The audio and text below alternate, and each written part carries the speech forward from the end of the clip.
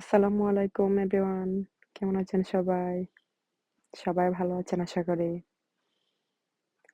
তো আজকে আমি আ পাটিসাপটা পিঠা খেতে। তো ভাবলাম আপনাদের সাথে একটু শেয়ার করি। তো এখানে আমি চিনি গুঁড়া যে চালটা ছিল পোলাওয়ের চাল, সেই পোলাওয়ের চালটা আমি একটু ব্লেন্ডার করে নিলাম আর খুব সামান্য কয়েকটা বানিয়েছিলাম। তো এখানে মিল্ক আর সুজি দিয়ে একটা পুর বানিয়ে নিলাম আমি আগে। আর এখানে যে চাল যে গুঁড়া করে রেখেছিলাম ব্লেন্ডার করে, চালের গুঁড়া দিয়ে পাতলা একটা ব্যাটার বানিয়ে নিলাম। আর এখানে দিয়ে দিলাম এবং ভিতরে যে সুজি এবং সুজি, চালের গুঁড়া এবং দুধের যে পুরটা বানিয়েছিলাম সেটাও একটু দিয়ে দিলাম। তো হয়ে গেল এই মজাদার পাটিসাপটা পিঠা। তো এই পিঠাটা খেতে কার, কার ভালো লাগে? তো এটার পাটিসাপটা পিঠাটা একেকজন একেক ধরনের বানিয়ে থাকেন। তো একেক রকমের যে যার মতন করে মেক করা যায়।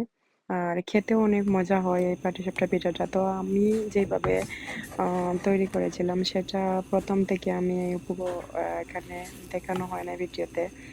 তো ১ম এ আমি ওটাকে আ চালের গুঁড়া এবং সমপরিমাণ ময়দা দিয়ে একটা ব্যাটার বানিয়ে নিলাম। আর পরবর্তীতে সেটা পাতলা করে দিয়ে নিলাম আর ব্রাশ করে নিলাম আ কিছু অয়েল। আর তো দিয়ে দিলাম এবং পুরটা যে আমি বলেছিলাম সুজি এবং আ ১ম এ সুজি দিয়ে দুধ লিকুইড দুধ দিলাম, সুজি দিলাম। আর কিছু কিশমিশও এড করেছিলাম আমি। আর চাইলে আপনি গুঁড়া দুধও দিয়ে দিতে পারেন। আ আমি সেখানে গুঁড়া দুধও ইউজ করেছিলাম। তো হয়ে গেল এই পাটিসাপটা পিঠাটি। খুবই লোভনীয়। তো খেতেও খুব মজা এগুলা। খুব সহজে আসলে মেক করা যায়। এই পাটিসাপটা পিঠাগুলো একেকজন একেকভাবে তৈরি করে থাকেন। তো ভালো থাকবেন সবাই, পাশে থাকবেন। আসসালামু আলাইকুম।